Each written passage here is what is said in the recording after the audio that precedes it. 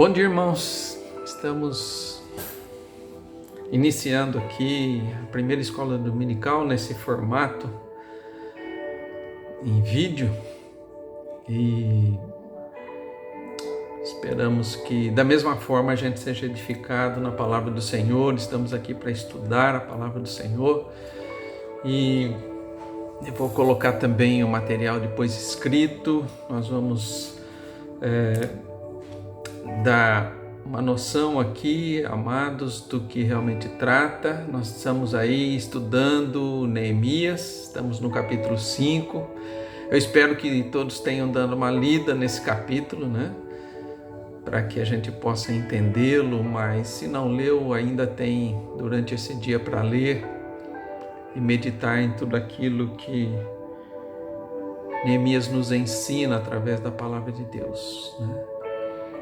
Amados, esse capítulo 5, antes de a gente começar a leitura dele aqui, partes dele, né? É interessante notar que quando a gente lê esse capítulo, os problemas que já existiam no meio daquele povo não deixaram de existir quando uma nova obra começa.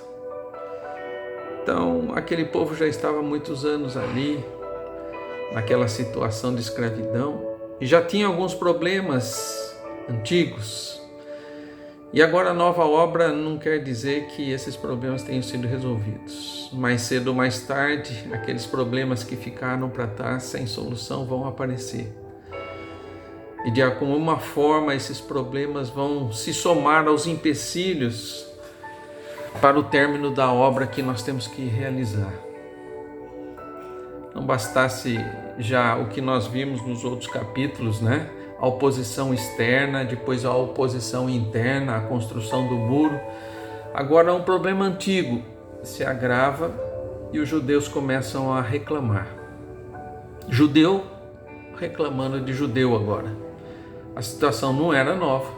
O problema tinha começado há mais ou menos 90 anos antes. Então, é um bom tempo antes já que esse problema existia, né? 90 anos antes, quando os primeiros judeus começaram a voltar do exílio para Jerusalém, e o texto de Esdras nos mostra que eles vieram muito bem amparados financeiramente, né? Se você puder dar uma olhadinha aí na sua Bíblia, Esdras, no capítulo 1, volta um pouquinho a sua Bíblia aí no capítulo 1 de Esdras, e nós vamos ver aí no comecinho do livro de Esdras como é que esses primeiros judeus começam a voltar do cativeiro, né? Capítulo 1, versículos de 5 a 11, vai dizer assim: então se levantaram os cabeças de famílias de Judá e de Benjamim e os sacerdotes e os levitas para subirem a edificar a casa do Senhor, a qual estava em Jerusalém. Todos os que habitavam nos arredores nos ajudaram com objetos de prata, com ouro, com bens, gado e coisas preciosas, afora tudo o que voluntariamente se deu. Também o rei Ciro tirou os seus utensílios da casa do Senhor, os quais Nabucodonosor tinha trazido de Jerusalém e que tinha posto na casa de seus deuses. Tirou o Ciro, rei da Pérsia, sob a direção do tesoureiro Mitredade, que os entregou contados a Sesbazar, príncipe de Judá.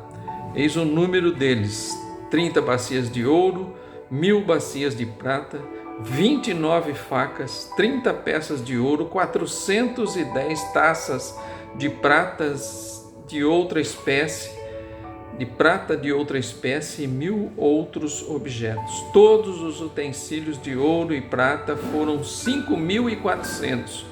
Todos estes levou Sesbazar quando os do exílio subiram da Babilônia para Jerusalém. Então esse povo já tinha saído há 90 anos atrás e vieram bem municiados, né, com muita riqueza. Os que ficaram lá, que tinham posses, deram muitas coisas, ouro, prata. O próprio rei, né, dispensa dos seus tesouros muita riqueza, né? E um outro incidente, depois um pouco mais próximo de Neemias, 13 anos antes de Neemias chegar a Jerusalém, Esdras também havia trazido um segundo grupo de exilados que estavam na Babilônia. E Artaxerxes I e seus conselheiros haviam contribuído muito para as necessidades desse segundo grupo. Ainda em Esdras, nós vamos ver esse segundo grupo lá no capítulo 7 de Esdras, o segundo grupo que volta, capítulo 7 de Esdras, versos 14 a 16.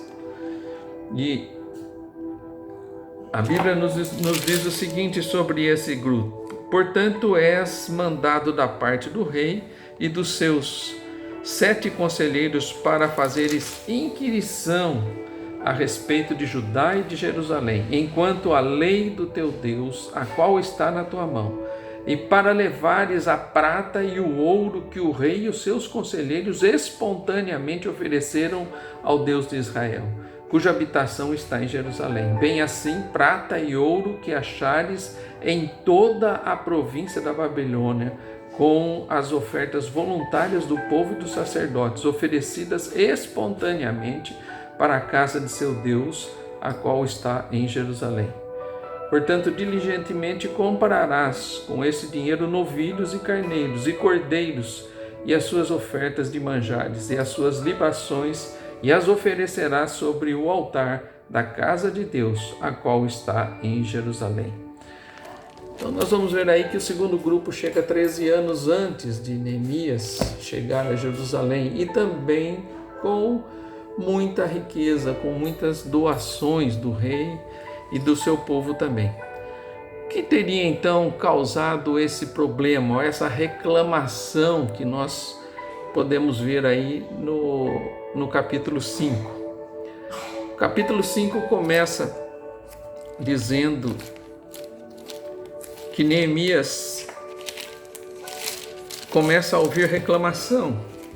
Ele diz assim: foi grande, porém, o clamor do povo e de suas mulheres contra os judeus, seus irmãos, porque havia os que diziam: somos muitos nós, nossos filhos e nossas filhas, que se nos dê trigo para que comamos e vivamos.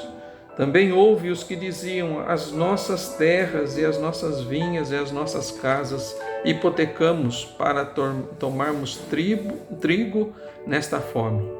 Houve ainda os que diziam: tomamos dinheiro emprestado até para o trigo do rei sobre as nossas terras.